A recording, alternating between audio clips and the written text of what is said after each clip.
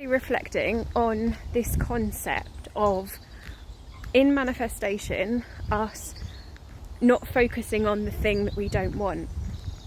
And like, we know this, right? We create our reality, so we don't want to be focused on the thing that we don't want. And what happens sometimes in my world as a coach is I get people come to me focused on the thing that they don't want to help them work on what they do want. And sometimes to know what we don't want and to be able to be really realistic about our current reality can help us see what we do want. Like, sometimes feeling the pain of certain situations and things that we have like now can help us realise that we want to change, we want to grow, we want to heal, and all of the things. But the most success does not come through shifting from pain.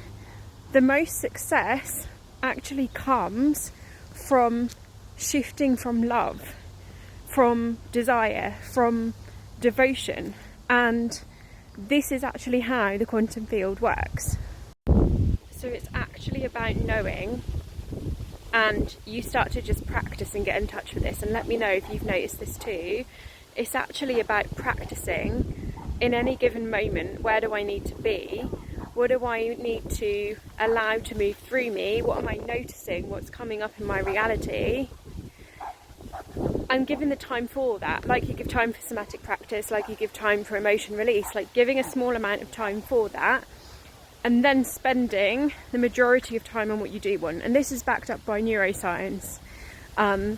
It takes 5 positives to outweigh 1 negative. Like, they've actually shown this in positive psychology research.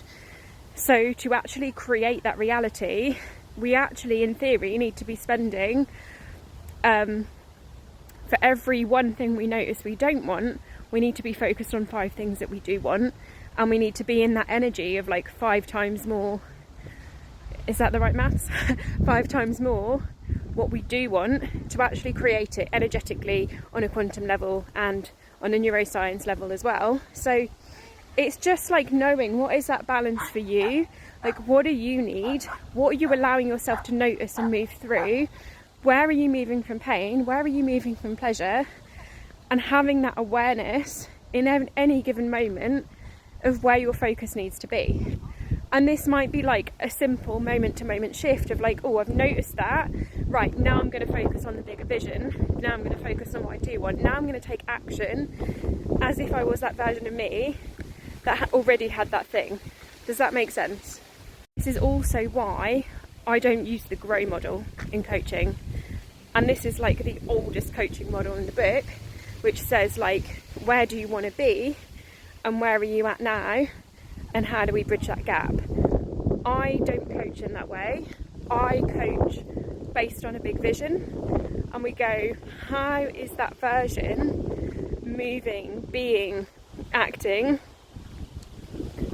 wearing, doing whatever in that vision, and we focus on the vision first, and then we look at getting there. We don't hone in on the current reality, because when we hone in on it, we create more of it. So this isn't about denial, but it's about working with the energetics in a way that actually serves us for the best. Let me know if you've noticed